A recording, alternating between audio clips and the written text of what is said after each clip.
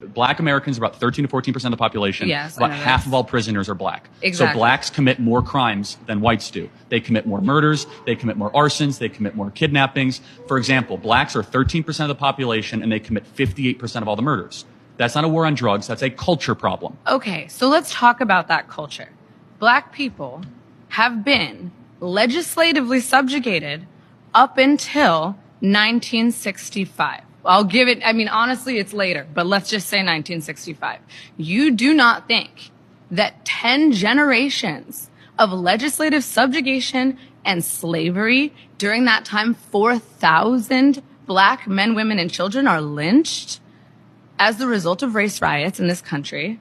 You do not think that these things have a lasting effect? We have had 10 generations of subjugation and 4 of legislative freedom. Of course they have an impact, but it's more on you to explain why things got worse since the Civil Rights Act. More violent, less fathers around, poorer. Why is that? So, because of mass incarceration and the unfair criminalization of black men. But let's just take murders, for example. Why blacks are 13% of the population and commit 58% of the murders? Why is that? Because people in affluent and whiter neighborhoods are not being policed at the same rate. There are more police. I'm talking about dead bodies. There's no, like, we're not talking about policing. We're talking about murders. Why are so many blacks committing murders outside of their population? Okay, let's take it back to some history. I'm curious for an answer to that question. I'm going to give you one.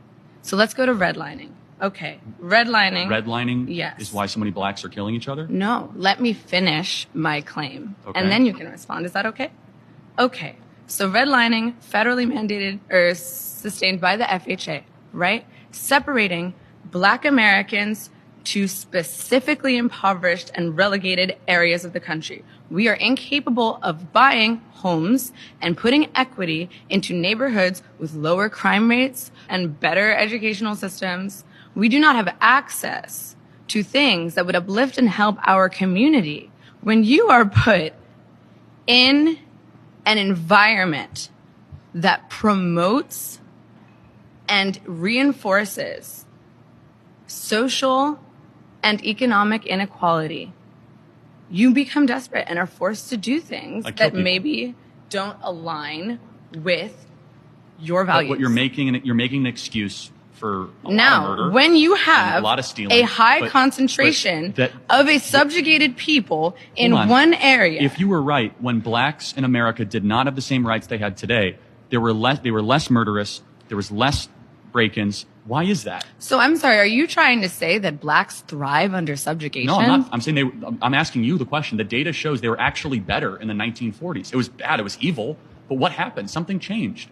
They committed less crimes. Maybe they were afraid. I mean, 4,000 black men, women, and children were killed in violent lynch mobs. That's your explanation. But racial terror permeated American culture for hundreds of years. Black America is worse than it has been that in the last 80 years. The generational psyche of an entire group of people? No, I'm sure it did. I'm not discounting that. I'm just trying to understand, why is it the more social welfare we've done? So we've spent $20 trillion on uplifting black communities. $20 trillion, and black Americans are poor. We've done everything that's been asked.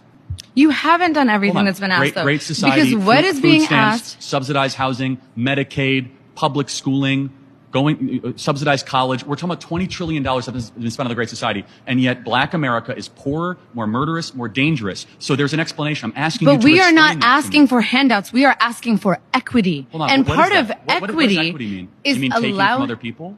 Excuse me. It means sharing. Black America